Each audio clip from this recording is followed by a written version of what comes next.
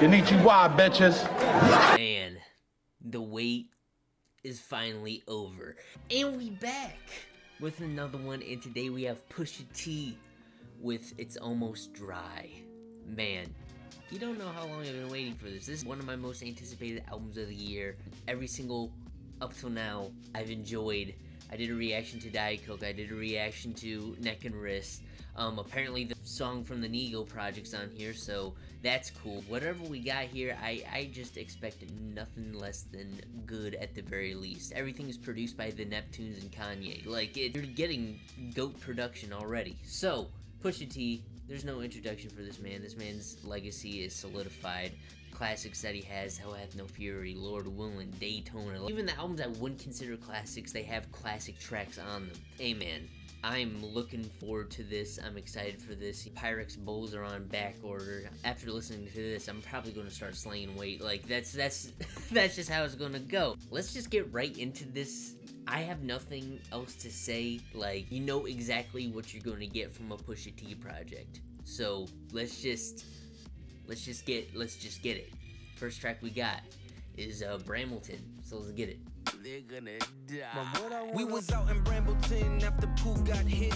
Oh, we starting right away. Okay.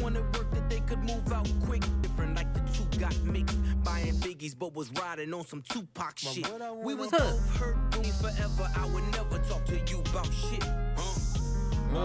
Who's he talking about? With you roaming the halls at night pacing, cause the feds watching them things that we chasing. Okay. Just like very interesting opener, man. That was definitely an interesting tone setter for sure. He was responding to somebody. I don't know the context of it, or I don't even know what video he talking about, but apparently someone was lying on his name. And you don't want to do that. Especially, you know, how much stuff he has put into this, like, you don't want to do that. Because Pusha T really about it, you know what I'm saying? So, yeah, that was definitely an interesting tone setter. Usually Pusha T albums start with, like, a huge banger, like, If You Know, You Know, or, like, the intro on, you know, Darkest Before Dawn. Something different, you know, and I feel like he got a lot off his chest on that one. So, that was nice. Anyways, track we got is Let the Smokers Shine the Coops. Alright, let's get it. This is definitely a Pharrell beat. Okay. Whoa. What? Oh.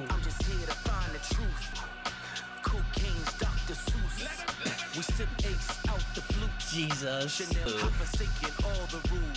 Hey. Oh. Hey, this beat tough. These laughs, man. Alright. Yeah, this was a banger. This was a banger for sure. Alright, next track we got is Dreamin' of the Past featuring Ye. Let's get it. Oh. No, literally, there's levels. Oh, this is crazy. Oh, Kanye, you crazy. Annoyed cause this bitch calling Von Lanvin. Fuck who you stamping, them niggas just standing. 5, I only see top me. Award shows the only way you bitches can rob me. I came up with Enzo drifters, so you got to understand there's a difference. Oh my gosh, this track is amazing. This monopoly's mine. Came a minister in my prime, so I gotta be shine. I used to watch the Fresh Prince and Angel, the son of a stranger. When daddy's at home, the family's in danger. God, that track was literally it. That was it. The sample, the beat from Kanye, ridiculous. That was just it. All around. I will say, the Kanye little 4-bar verse at the end was, the mixing on that was quite, I don't know about that, but it still wasn't bad. I liked his contribution, even though it was a little shoehorned in. It was nice hearing him. I like that track. That track was great, for sure. We're skipping Neck and Wrist with Jay-Z. I already did a reaction to that.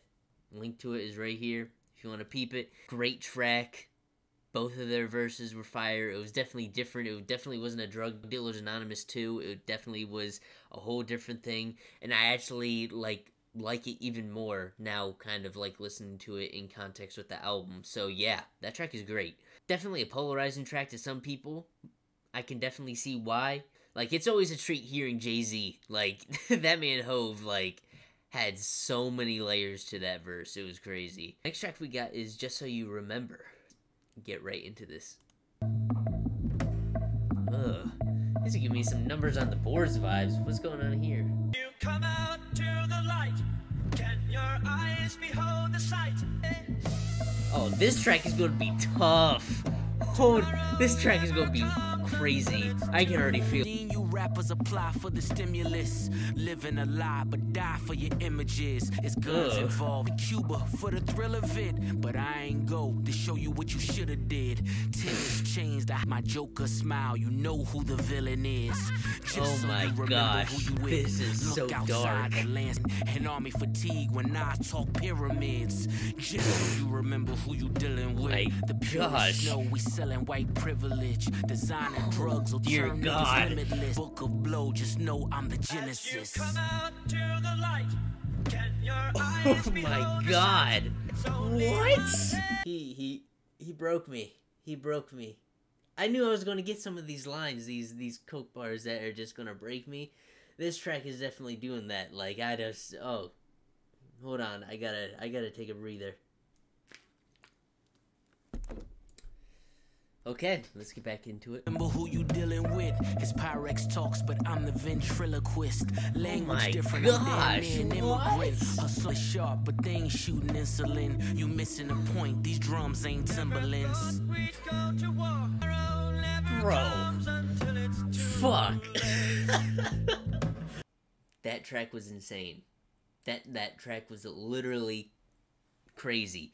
Anytime Pusha T gets on a very minimal beat like this, or like a numbers on the boards, or like a comeback baby, it's raps. Like, he literally proves why he's as great as he is. Like, that, God, the quotables on that were just raw and nasty.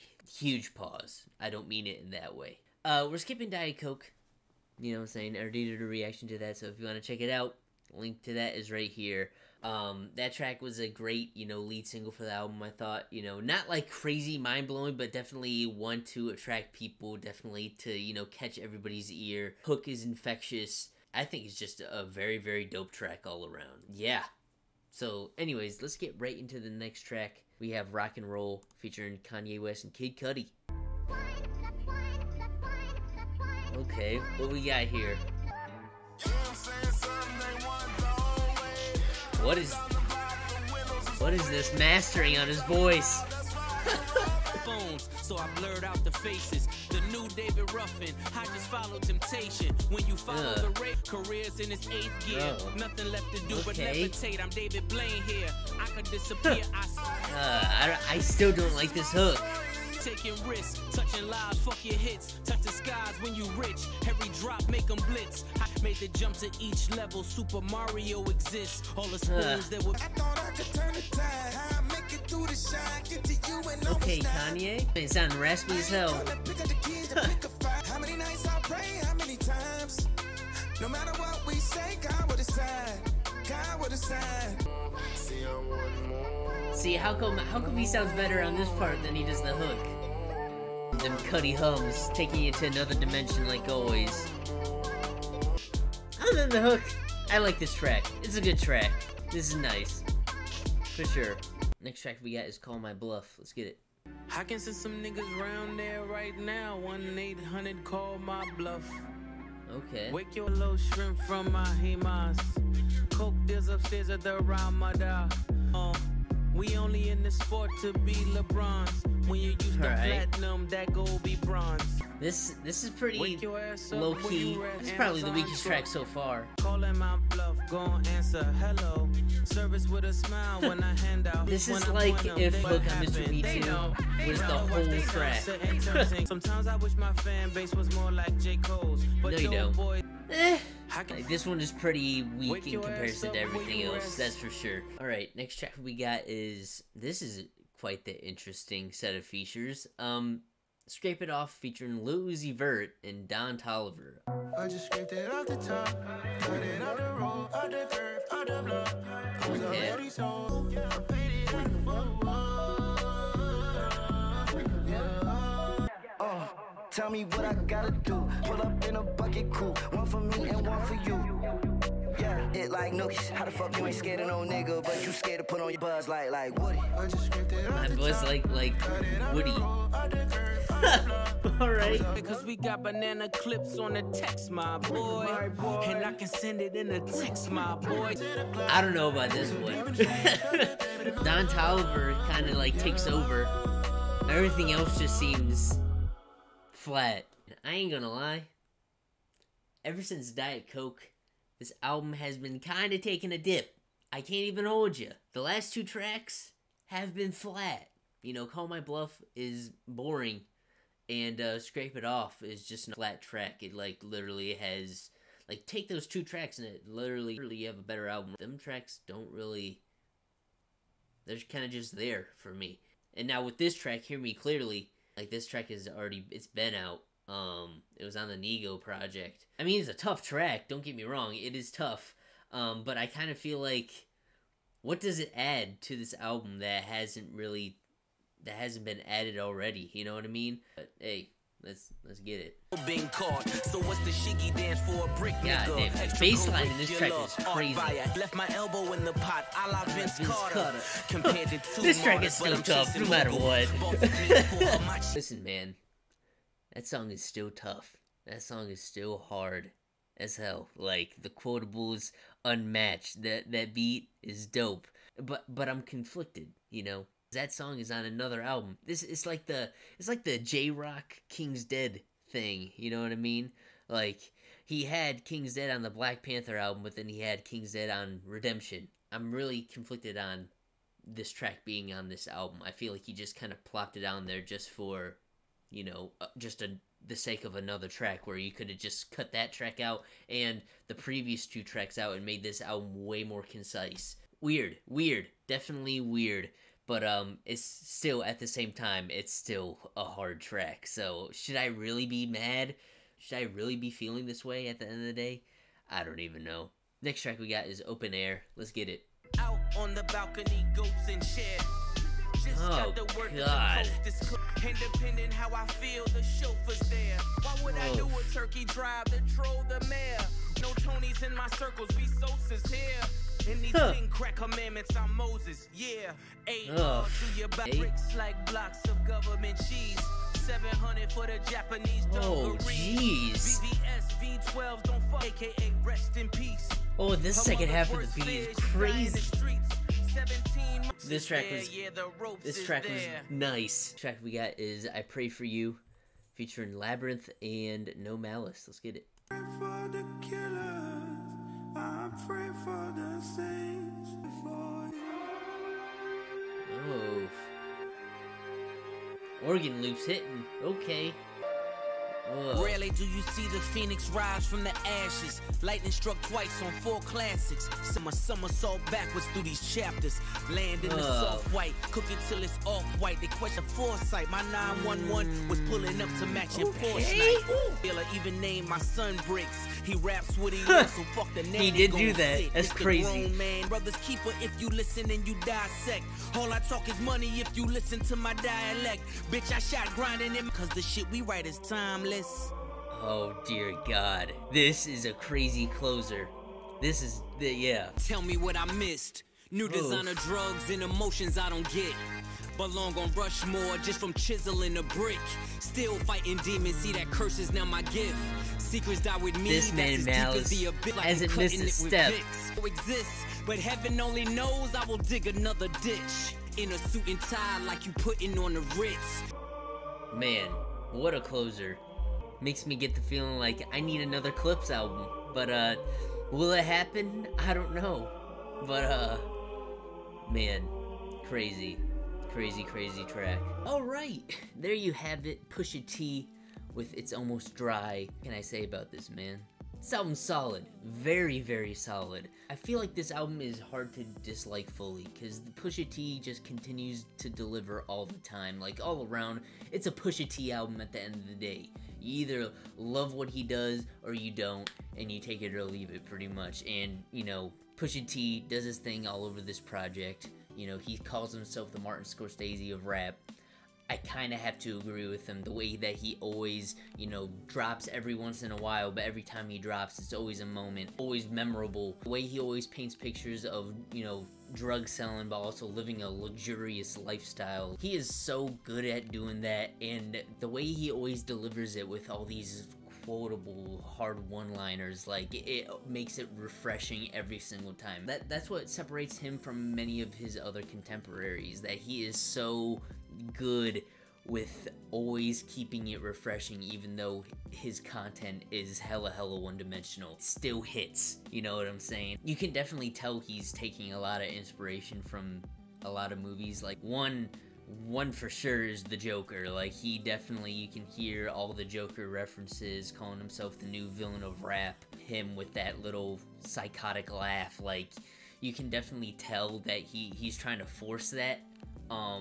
Does it really have, like, any depth or that he's going for? Not really, but at the same time, like, I think Pusha T is fulfilling that role. He likes it. He likes being the bad guy, you know what I'm saying? You know, but for as an album, man, this is solid. This is a good album. Rapping-wise, like I said, Pusha T is always going to be that dude. He's never going to fold. It really comes down to the production and the features. Production from the Neptunes and Kanye. All over this project, they've split it up half and half, and for the most part, they both did their thing. I will say, I think Kanye outperformed Pharrell on this by far. I feel like Kanye and Pharrell see Pusha totally differently, and I think that's what the problem is with this album. Two clashing mindsets, you know, come together to make something in some areas gets pretty shaky. You know, Pharrell doesn't want, you know, Pusha T to be a mixtape rapper. He wants him to be more commercial, while Kanye wants that hard, grimy, you know, numbers on the board type stuff, you know what I mean?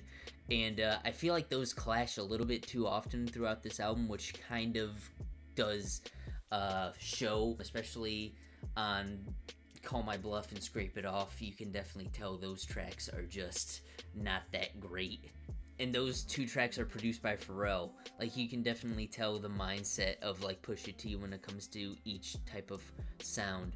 But other than that, you know, I feel like for the most part, Kanye's production was great.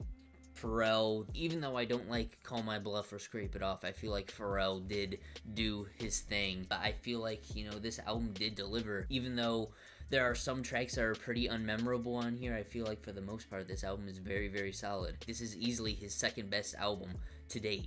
But, yeah, I enjoyed this. This was dope. So, anyways, Almost Dry by Pusha T. This is how I'm feeling on it.